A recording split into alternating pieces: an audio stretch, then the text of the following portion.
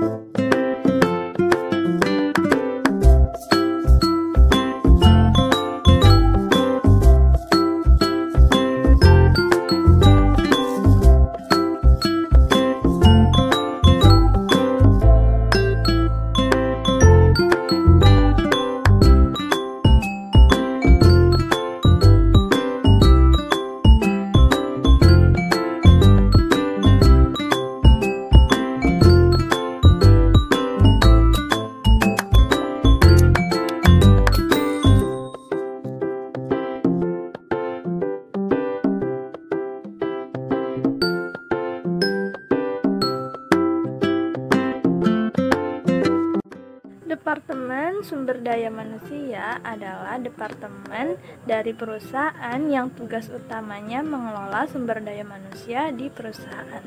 Berikut adalah beberapa tanggung jawab Departemen Sumber Daya Manusia. Yang pertama, analisis dan desain pekerjaan. Manajer sumber daya manusia bertanggung jawab untuk mengantisipasi kebutuhan karyawan. Meskipun dilakukan sepenuhnya oleh Departemen Sumber Daya Manusia, departemen lain tetap terlibat dengan menyediakan deskripsi dan spesifikasi pekerjaan. Yang kedua, rekrutmen dan seleksi. Departemen Sumber Daya Manusia bertugas mengawasi proses perekrutan, wawancara kerja, seleksi, dan penempatan karyawan baru. Yang ketiga, pelatihan dan pengembangan.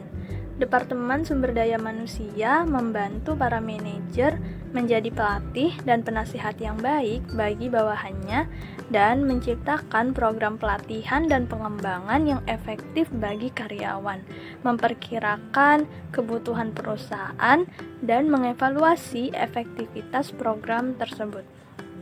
Yang keempat, manajemen kinerja. Departemen Sumber Daya Manusia memberi masukan pada manajer mengenai kebijakan perusahaan seperti kesempatan yang sama pada karyawan atau apabila terjadi pelecehan seksual. Yang kelima, kompensasi dan tunjangan. Dibutuhkan suatu koordinasi yang baik antara Departemen Sumber Daya Manusia dengan para manajer. Para manajer bertanggung jawab dalam hal kenaikan gaji dan Departemen Sumber Daya Manusia bertanggung jawab mengembangkan struktur gaji yang baik. Departemen Sumber Daya Manusia bertanggung jawab untuk memastikan kompensasi yang diberikan bersifat kompetitif di antara perusahaan sejenis, adil, dan sesuai dengan hukum yang berlaku dan memberikan motivasi. Yang keenam, karyawan hubungan. Departemen Sumber Daya Manusia menangani isu-isu ketenagakerjaan seperti memediasi pertikaian dan mengarahkan prosedur kedisiplinan. Yang ketujuh, kebijakan personel.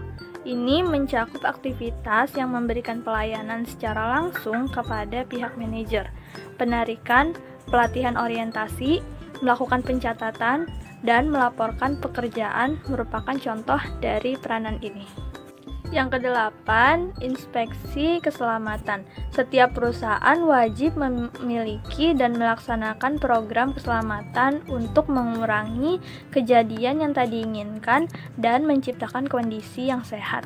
Para karyawan perlu diingatkan terus-menerus tentang pentingnya keselamatan kerja.